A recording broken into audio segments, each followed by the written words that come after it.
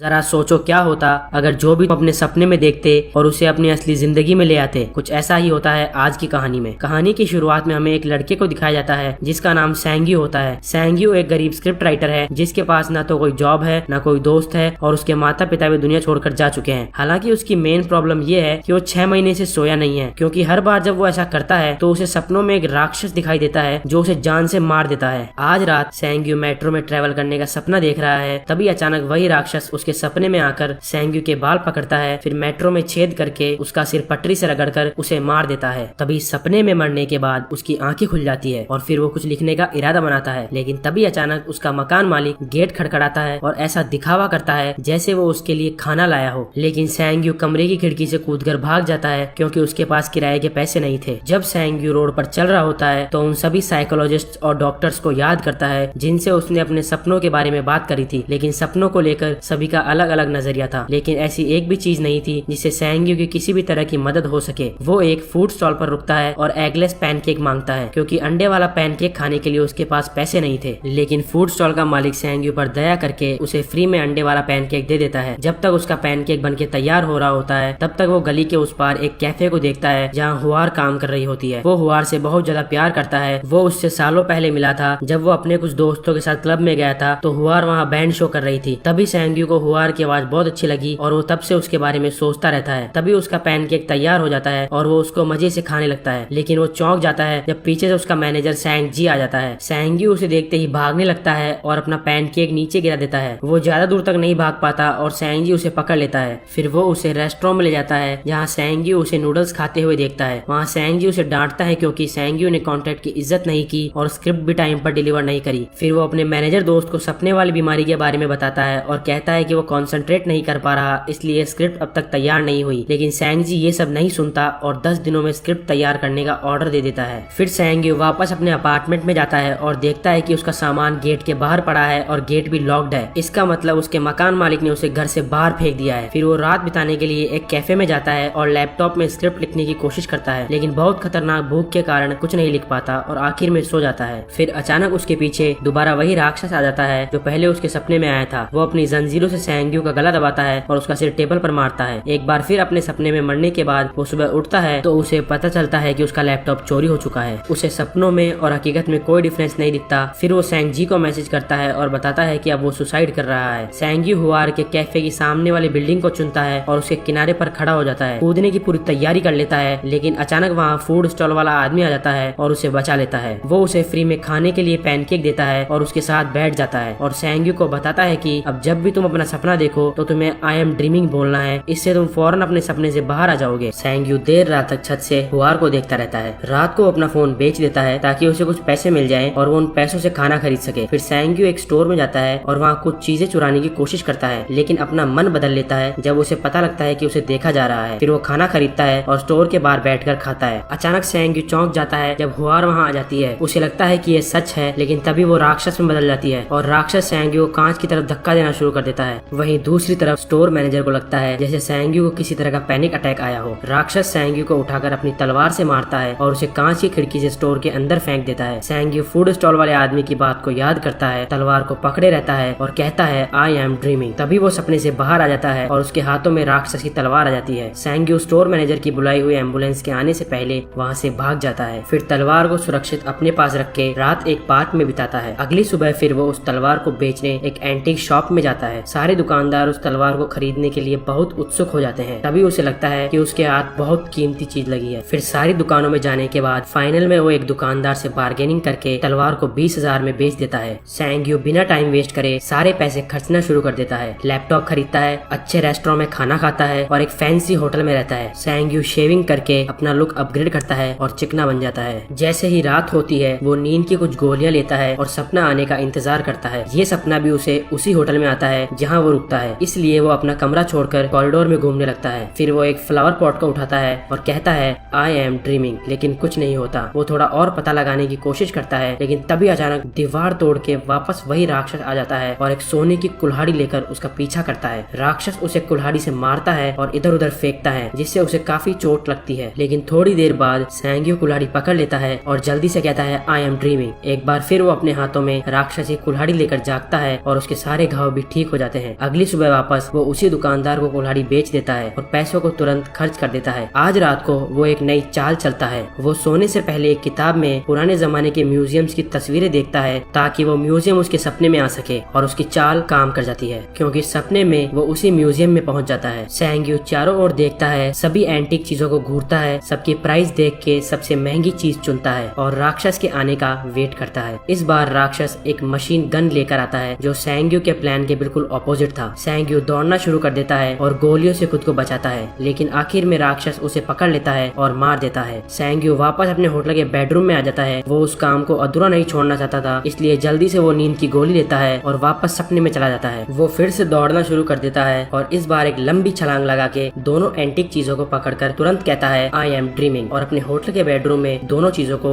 ले आता है और अपने काम में कामयाब हो जाता है। इस बार सैंग्यू खजाने को प्रोफेशनल एंटीक डीलर्स के पास ले जाता है ताकि वो अमीर लोगों से बिजनेस करे, ज्यादा प्रॉफिट कमाए और अपना एक एम्पायर खड़ा कर सके। उसे उस खजाने के बदले में $2 मिलियन मिलते हैं। जब वो डीलर से मिलके बाहर आता है तो रास्ते में उसे सैंग मिल जाता है जो बहुत गुस्से में उसके पास आता है क्योंकि उसे लग रहा था कि सैंग्यू मर चुका है। सैंग्यू उसे एक फैंसी रेस्टोरेंट में खाने के लिए इनवाइट करता है और उसे उसके पैसे वापस देता है जो उसने स्क्रिप्ट लिखने के लिए दिए थे। अगले दिन सैंग्यू हुआर के कैफे में जाता है और कॉफी ऑर्डर करने के बाद उससे पूछता है कि क्या वो उसे पहचानती है, लेकिन हुआर पहचानने से मना कर देती है। उसी रात सैंग्यू सैंग जी के साथ डिनर में ड्रिंक कर लेता है। सैंग जी उसकी सफलता का राज जानना चाहता है, इसलिए सैंग्यू को उसके होटल के कमरे में ले जाता है और उसे बेड पर लेटाने के बाद वहाँ से जाने का नाटक करता है। वो वापस आता है और सैंग्यू के वॉलेट और चेकबुक को देखता है, लेकिन वो चौंक जाता है जब अचानक सैंग्यू अपने हाथों में गोल्ड की बहुत सारी चेनों के साथ नींद से जाग जाता है। सैंग जी उसका राज जान जाता है। अगले दिन सैंग्यू हुआर का कैफे खरीद लेता है और उससे यह डील करता है कि अगर प्रॉफिट हुआ तो दोनों पैसे इक्वली शेयर करेंगे और लॉस हुआ तो सारे मैं दूंगा। ये दिखाने के लिए कि हुआर सैंग्यू की कितनी आभारी है, वो उसे डिनर पर इनवाइट करती है जहाँ वो दोनों अपने शेयर्ड बिजनेस के बारे में बातें करते हैं। सैंग्यू वापस अपने होटल के रूम में आ जाता है जहाँ वो एडवेंचरस सपनों में चला जाता है और सैंग जी उसकी बॉडी को प्रोटेक्ट करता है। अपने सपनों में वो बैंक लूटता है जहाँ वो दिखाता है कि अब वो इन चीजों में एक्सपर्ट हो चुका है। उसका अब सपनों पर पूरा कंट्रोल है और वो अपने दिमाग से इन चीजों को अपने इशारों पढ़ना चाहता है। राक्षस भी अब उसका कुछ नहीं कर सकता क्योंकि वो उसे भी मुंह तोड़ जवाब देना सीख गया है। सैंग्यू अपने सपने से लाल रंग की लग्जरी गाड़ी भी लाता है। सैंग्यू गिफ्ट के तौर पर एक पैसों का बैग फूड स्टॉल वाले आदमी के पास भी रख देता है, इतनी बार फ्री में खाना देने के लिए। कैफे बंद होने के बाद सैंग्यू हुआर के साथ वॉक पर जाता है और थोड़ी सी बातचीत के बाद हुआर गैस कर लेती है कि सैंग्यू एक स्क्रिप्ट राइटर है। सैंग्यू पकड़ा न जाए इसलिए उसने एक स्क्रिप्ट लिखी और सैंग जी को पढ़ने के लिए दी। तब तक वो एक सपना देखता है और जैसे ही सैंग्यू नींद से उठता है, सैंग जी बहुत अच्छी स्क्रिप्ट होने के कारण उसे पढ़ के रो रहा होता है। वो दोनों स्क्रिप्ट को फिल्म कंपनी को बेचने का प्लान बनाते हैं और बेस्ट एक्टर्स को हायर करने के लिए कंपनी को पैसे भी देते हैं ताकि मूवी हिट रहे। कुछ दिनों बाद सैंग्यू अपने सपने में कुछ अजीब चीज नोटिस करता है। वो एक राक्षसी साधु को गर्दन नीचे करके सिंहासन पर बैठे हुए देखता है और जब वो उसके शरीर से उसका गोल्डन बेल्ट निकालने की कोशिश करता है तो सैंग्यू की अंगुलियां गायब होने लगती है और जलने लगती है, लेकिन वो हार नहीं मानता और अपना हाथ पीछे लेने के बाद दोबारा बेल्ट को निकालने की कोशिश करता है और इस बार कामयाब हो जाता है। एक रात सैंग्यू हुआर को उसी छत पर ले जाता है जहाँ वो सुसाइड करने की कोशिश करता है। उसे फायर क्रैकर शो दिखाता है जो उसने स्पेशली हुआर के लिए ऑर्गेनाइज किया था। जब सैंग्यू अपने रूम में वापस पहुँचता है तो सैंग जी आज रात का खजाना लूटने के लिए तैयार हो जाता है, लेकिन सैंग्यू उसे मना कर देता है और अकेला ही सो जाता है। फिर सपने में वो